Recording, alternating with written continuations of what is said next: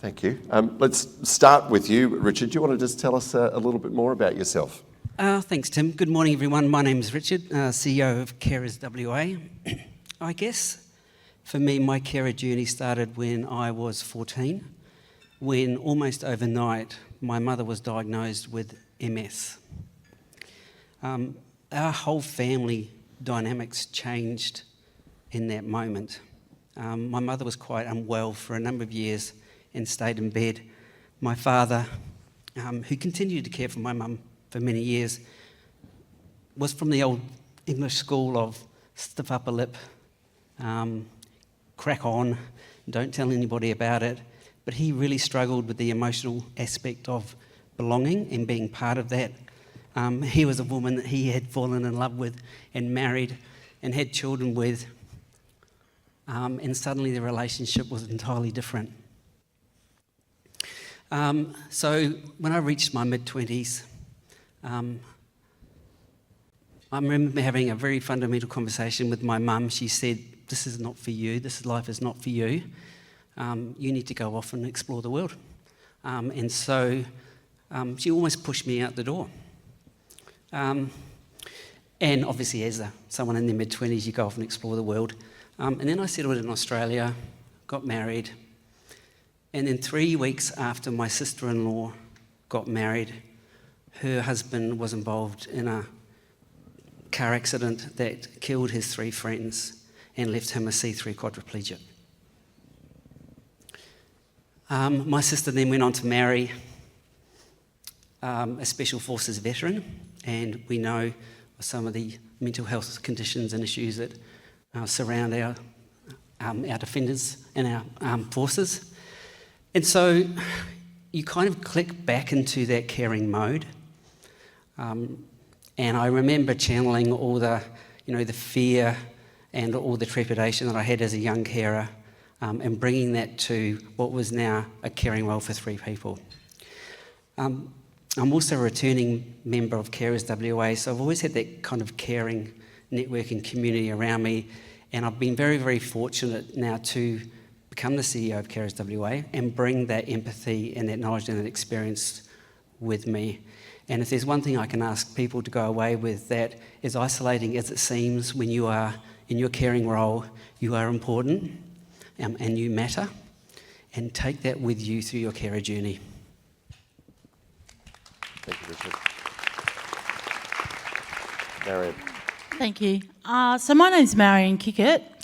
There's 5 Marion Kickett, but I say I'm the original, born in the country town of York, oldest inland town of WA.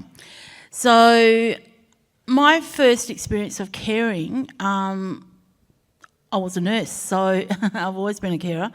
And I started very young.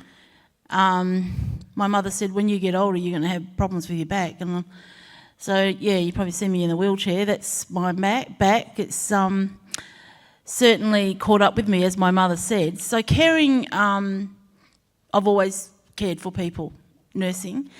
When my mother became sick and she was diagnosed with cancer, I cared for her at home until she died. So she said to me, I'm not going to hospital, I'm not going to stay in hospital. And I have 6 daughters, and my daughters, I want to care for me, but I was the one with the responsibility because I was nursing. So, and then 30 years later, my oldest sister was diagnosed with cancer. So then I cared for her until she died at home. So they were the 2 main people that I've cared for, but I have always been an advocate for my huge family, Kickett family, but it's really the Kickett nation, like I think, so many of us. So that's my role in really a lot is advocating, and that advocating sometimes is going to the hospital to speak on behalf of family who really don't understand the medical issues or health. And the thing for me is 30 years between my mum and my older sister, there's huge changes in life and in community, especially our community. Big changes that have to take on, and the challenges as well. So, and in Aboriginal communities and families, the issues are so complex. So it's huge. And that's my experience. Thanks, Marion. Merissa. I don't think I acknowledged my role as a carer, and I think there's a theme running here. When I was very young, my mother was diagnosed with terminal cancer, and while I wasn't her primary carer, I did, at the age of about 6 or 7, start looking after my younger brother. To be honest, he's turned out the way he has probably because you shouldn't put a 6 or 7-year-old in charge of a 4 or 5-year-old, but you do your best. And over time, that role just was mine in the family. So, by 11, paying bills, making sure the mortgage was paid, things like that. Some of us just have a role that we play, and that carries on as you grow older. While when I was a teenager, I felt a bit resentful about having such responsibility. The older I got, the more I realised how extremely privileged I am, and that it has given me this streak of fierce advocacy. I'm lucky enough to understand how to navigate systems and pull levers and, make people jump when they have to jump, and to be able to use some of those skills that I developed through that journey to be able to support people who maybe don't have that capability is something that I see is really, really important to who I am as a person. I guess when I started at ASeTTS, my experiences are nothing. The people we support, refugees, asylum seekers who've experienced torture, have had some of the most extraordinary life experiences, and are so hopeful, despite being impacted by their experiences, are some of the most remarkable, resilient, just incredible human beings. And so the experiences that I've had pale into absolute significance. So, I feel it's my greatest privilege to be able to support newly arrived people and their communities to be able to, like the theme here, to, hold on to identity, to feel a sense of belonging, and to navigate some really complex changes.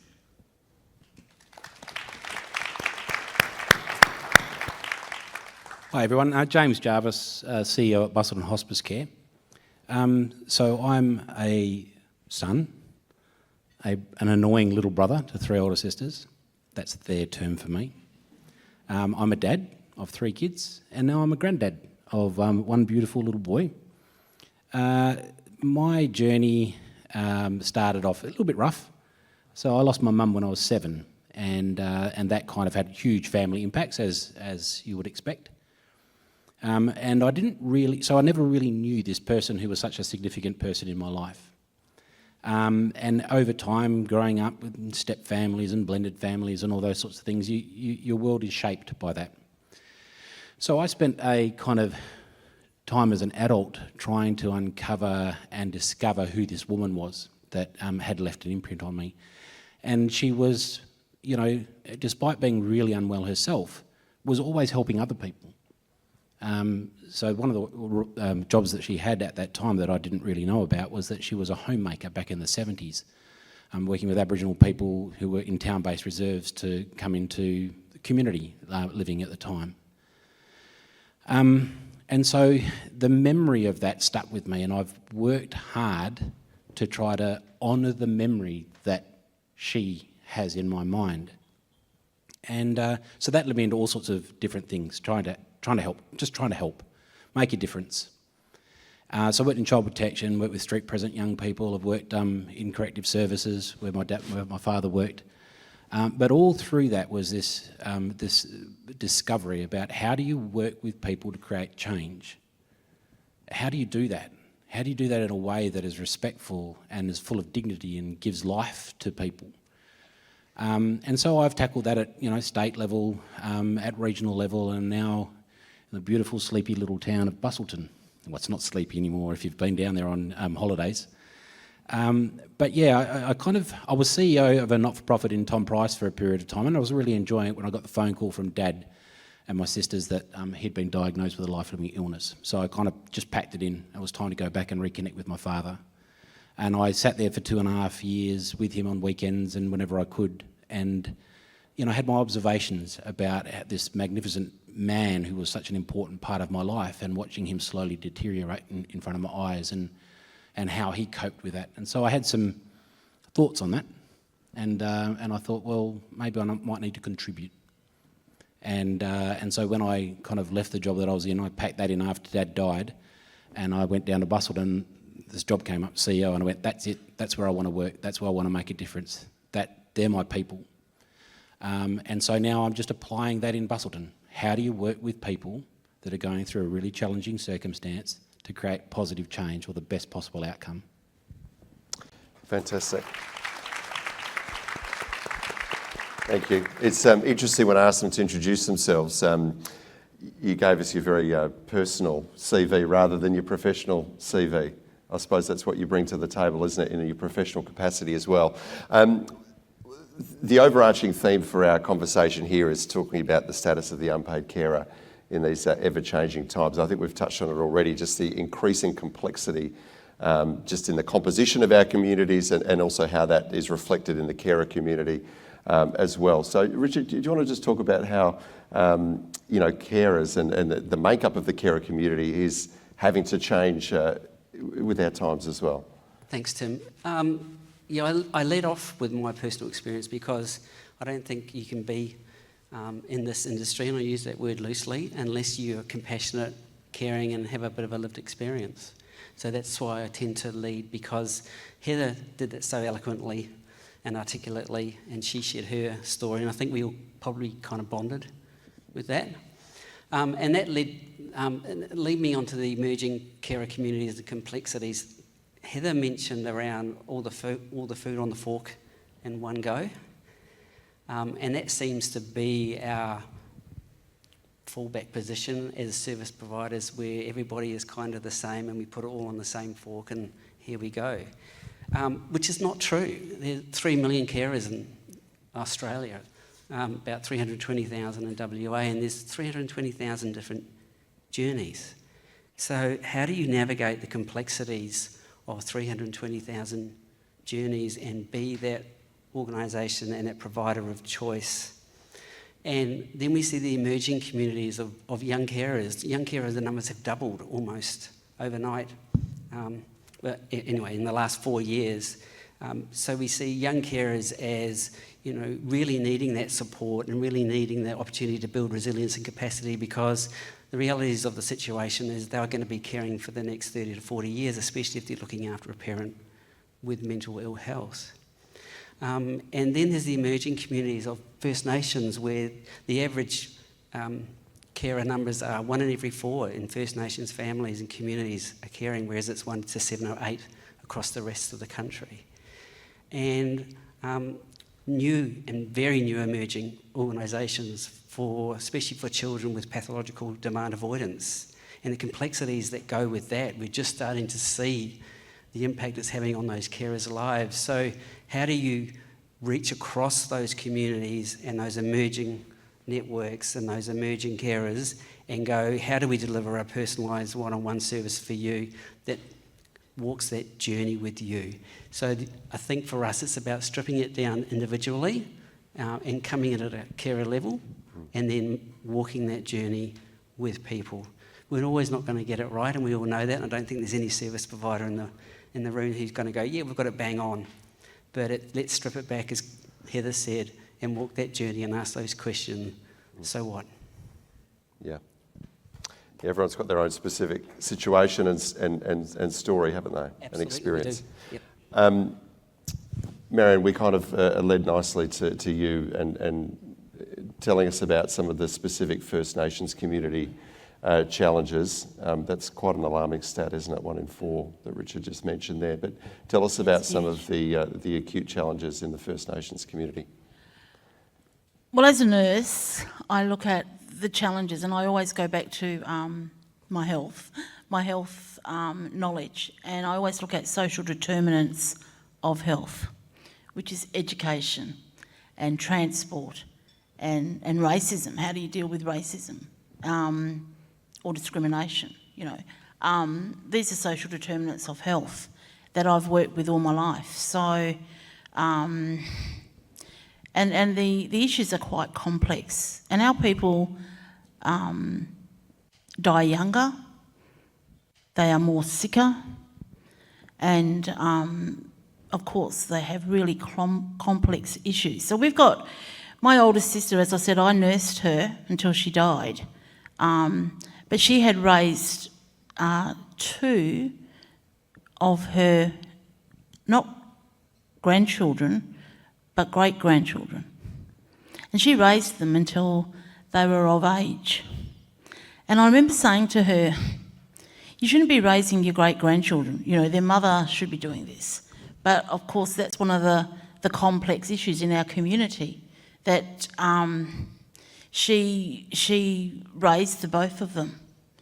The other thing with her, when I was looking after her or really nursing her at home before she died, I found really challenging was pain management for our Aboriginal people.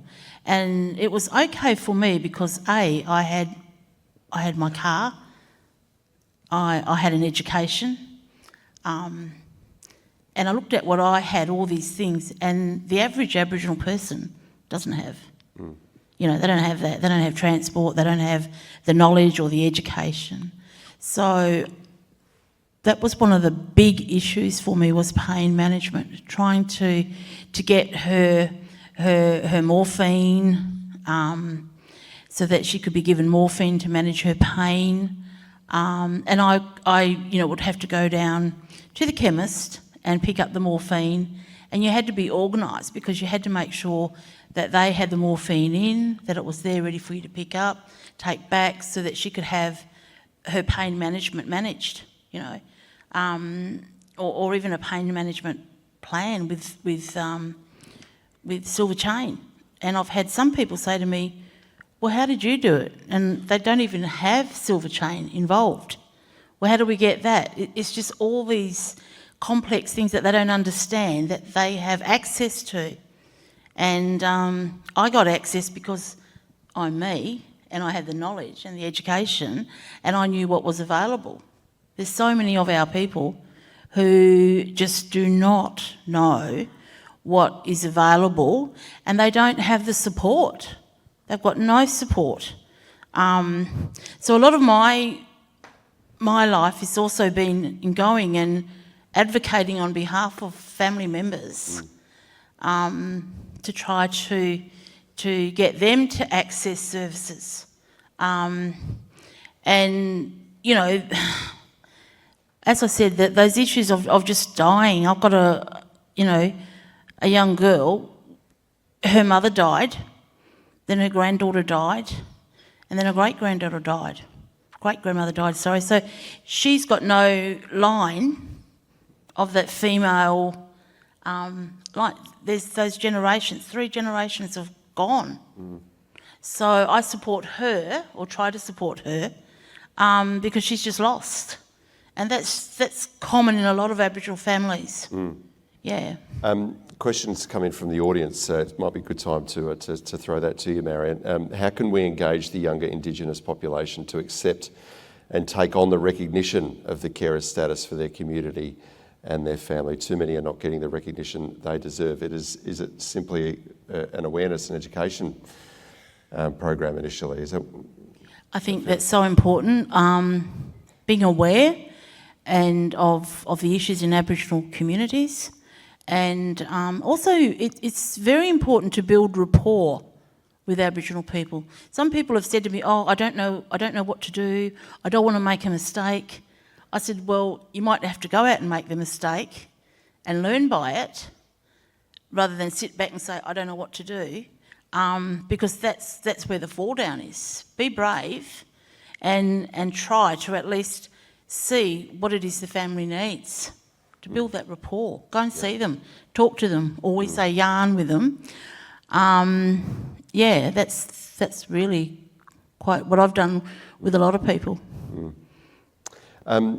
Marion, can you tell us about, you know, how you're going to do that though? We keep coming back to, as Heather mentioned, the so what.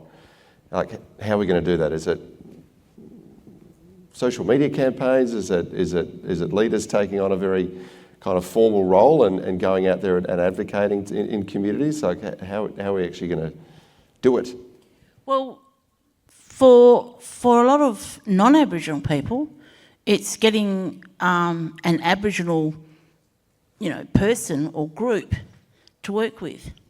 I've worked with amazing non-Aboriginal people who've just taken this on and they've built that rapport with Aboriginal people in the community, and they've been able to go out. So you don't have to be Aboriginal. Yep. You can build that rapport yourself by going and supporting Aboriginal people and not being frightened, getting to know them, build that rapport. And I've seen this over and over where, you know, people like, I don't know, Betsy Buchanan, probably heard of Betsy, amazing woman, and she's been working with Aboriginal communities for years.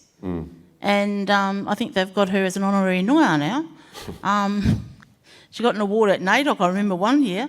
So, and I worked with a nurse, you know, she worked in Aboriginal health for over, 30 years. Yeah, so you need some more champions. We need those champions Yep. and to build them and make them Yep. to go out and not be frightened. Yeah.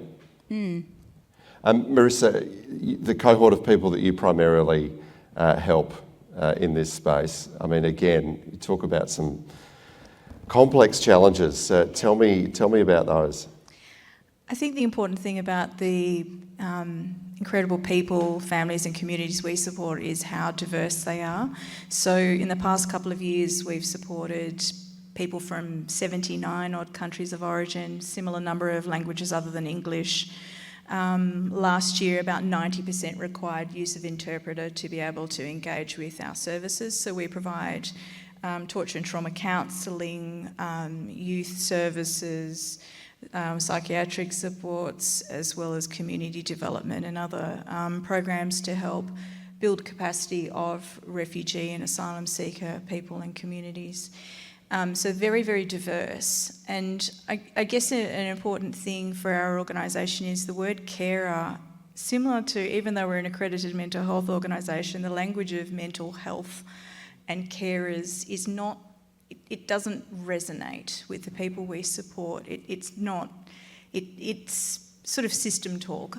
So while I might go out there and go, hey, we're an accredited mental health organisation, we don't talk that way with the people we support. So the numbers of carers within the communities we support is unknown. It's largely an invisible group. And I guess the big challenge is when you're supporting such diverse communities and people, different cultures, different individuals who've had different experiences, have different takes on their responsibilities with regards to supporting family members who maybe need additional support.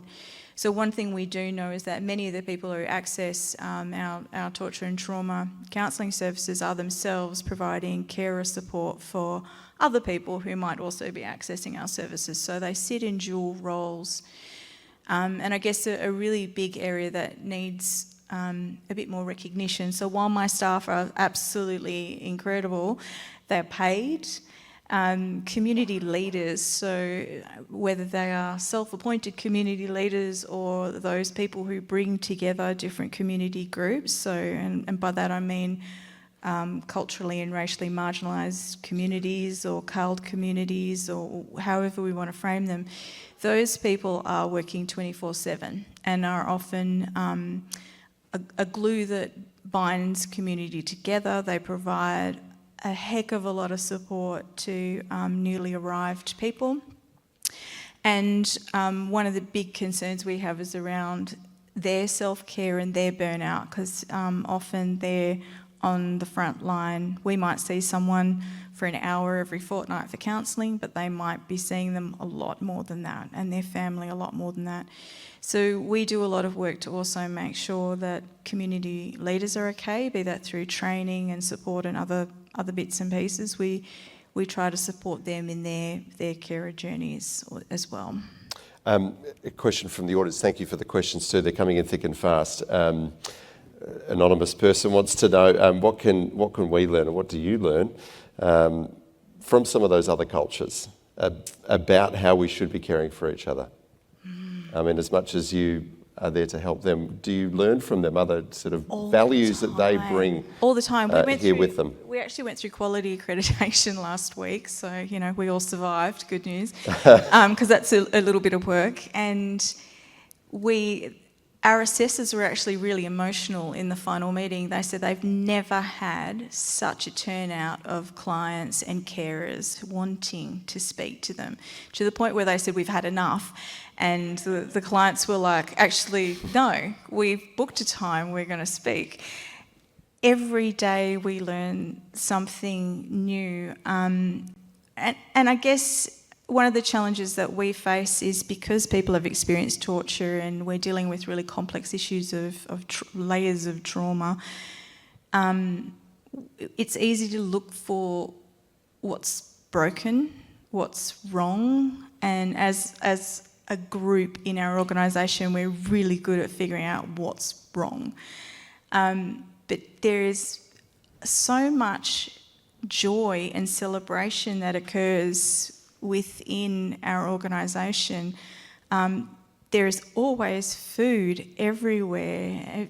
Anything to have people coming together and celebrating. So in the midst of complex trauma, there's a lot of joy, and one of the wonderful sources of being able to, I guess, provide a space for people to feel safe is also being able to help people to form connections with other people who may be sharing their experiences, even if they're from different cultures or language groups. There's something quite beautiful that happens in being able to connect people. So absolutely every day we learn so much from everybody.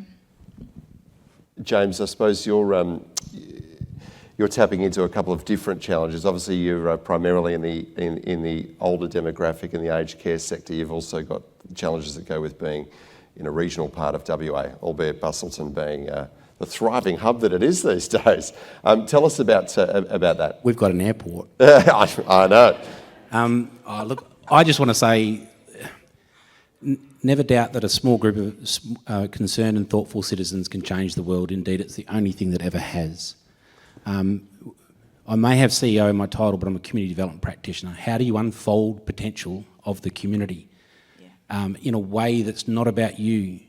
It's about the people that you work with, of and by. And I think that's Busselton Hospice Care to a T. This is a community charity organisation that started in 1989. It has a vision of supporting life lived well, dying, death and bereavement. And our mission is everyone matters. No one needs to die or grieve alone. We're volunteer-led. Got 100 volunteers who do some of the most amazing work in such difficult circumstances. And when we recruit the volunteers, it's not about them. They understand that when they're doing the work, when they're helping in the hospice ward, or they're doing bereavement support, or they're doing complementary therapies, meet and greet, or they're working in our newly released or launched Miss Doris V. Lowe Resource Hub on ageing, dying, death and bereavement, or when they're out in the community talking and helping educate people to normalise conversations around dying and death, that they're speaking with such passion. And so for me, asset-based community development is this idea that you use what's strong to tackle what isn't. Yeah. Now, recently we came across a dementia carer support group that were meeting at the shelter, the lovely shelter, the pub.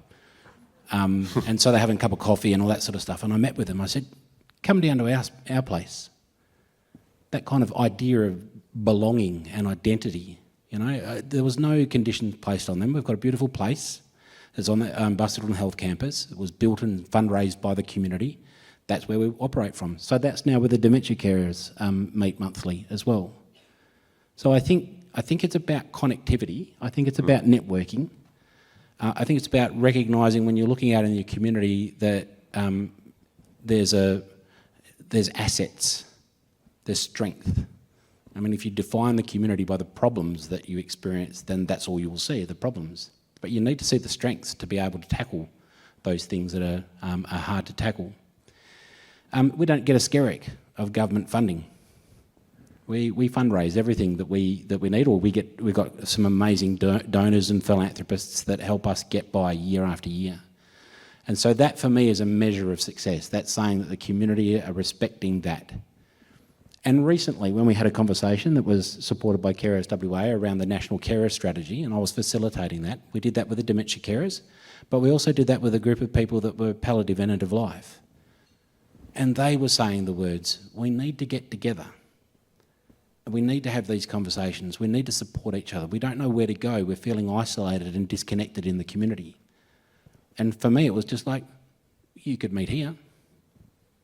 And so the tea and coffee, beautiful environment, those sorts of things. And I think there was something that Heather said when I was listening, and it was about listening. How do you create the space with a group of people, volunteers and staff and board, where the place that they come to visit is a place of listening, so that we find out what it is that they want to do, where they want to go, and find out how they want to get from where they are now to where they want to be, and help them to find out what that pathway is. And then the final thing that we might ask is, how can I help? So for me, that methodology, that way of working with people, creates strength, it creates connection, allows identity to flourish. And it's always about small groups of people creating change, because it's the only thing that ever has. And I know there are some really profound challenges that go with being outside of the metro area, but in a sense, when you're trying to achieve that connectivity in the community, is it actually easier in a smaller place like Busselton? Always. I mean, I've lived in the city. I mean, there's some great pockets in the city areas where they've got their strong identities, like Midland, Mirrabooka and places. They've got their strength. But I grew up in regional Western Australia. There's some downsides. Yeah. Everyone knows your business, and so you shut your door and you go away. An introverted person like me needs to have a place to be and recharge myself. But yeah, it's very, very easy just to get out into the community and have conversations and connect and build relationships. It's all about relationships. It's all about narrative. Yeah. It's listening to the story of the person and connecting stories. Yeah. Time is rapidly getting away from us, so we've got a bunch of questions that have come through on Slido. So again, thank you for those. Richard, a couple for you that have been heavily endorsed, I might say. Other than counselling, what practical services or supports can Carers Gateway offer us as carers? Thanks. So Carer Gateway is a national program administered by DSS. Now it came out of the old CCRCs. I'm sure several of you in the room would know what that was. And it was a bit of a revamp of that program to what are the fundamental supports that carers need that is similarly generic across the board. So absolutely counselling was one of them. Young carer supports was another one. But to really understand the carer journey, you really need to have what we call a planning session. Now, the planning session is an individualised conversation with each carer that looks at several domains of their life and what's impacting their current role at the moment. And again, it is kind of organisational speak. We look at things like financial impact, health, wellbeing, the caring role itself, financials, those types of things. And the concept behind using that model is to understand the individual carer journey and then see where services and supports can be put in place, really practical supports. So as well as counselling and young carers, there's an opportunity for respite services. There's also an opportunity for social support. And I think, James, you nailed it when you said it's about listening and being of a sense of community. When you're with other carers and you're listening to other carers, it's not about taking on their impact and their stresses. It's about sharing your own and meeting individually with people or in groups by saying, like, we kind of get it where you're coming from. So on top of the social support program, there's also the opportunity to work individually with carers on facilitated coaching using what we call the SMART model. So it's like, what is the real issues with you? What's the complexities in your role at the moment that are getting in the way of you caring or moving forward? And so it's that individual conversation that we have with carers to really try and understand their personal perspective. Okay. Another one for you while you're in the hot seat, but I think all of our panellists probably have something to add to this one. What can we learn from interstate and international organisations and programs that support carers, and what is Carers WA doing to research, import and implement best practice here in WA? So look, I'm very proud of the team that we've got in systemic policy. There's 2 of them, and they work extraordinarily hard around submissions and policy updates. There is research that goes on and tenders and funding applications. And because we are a carer association, there's one of us in every single state, and we each run independently because we have our own boards and constitutions and such like. So there is a freedom to look at what's important in those communities and put those services and supports from a state perspective as well. And we get together quite often and have conversations around what's working here and what's not working there. How do we connect more regionally with First Nations carers, but also the outlying towns and cities across the country, because carers are in every single facet of our community and every single town and street. We also are very well connected with internationally, and I think Heather is a proud example of that. Absolutely had the pleasure of working with you many years ago, and by bringing in organisations and individuals such as Heather and others across the world into WA, we get that benefit of that knowledge and that experience. But let's not also forget that the most valuable experience that we can get is to employ carers who have a certain level of skills and experience and want to bring that for the benefit of others. So around 65% of our staff are actually carers themselves or have been, and we get it. Yep. And I think I see a few nods around the room. Yeah, we absolutely get it. And we've been there ourselves and we know what it's about, or we're actually living it at the moment. And we work very closely with the Carers Advisory Council, who advises the Minister. So it goes up the stream and also comes down the stream and in the breadth as well. I'm sure you've noticed, panellists, our clock there has ground down to 0. Boo. So we're officially on borrowed time. More time, I'm going more to get yelled time. at in a minute. But does anyone want to add anything to that? Is there any model that you've seen that you're going, yes, we need to do that here, we need to do it now, that can really help? As succinctly as you can put it.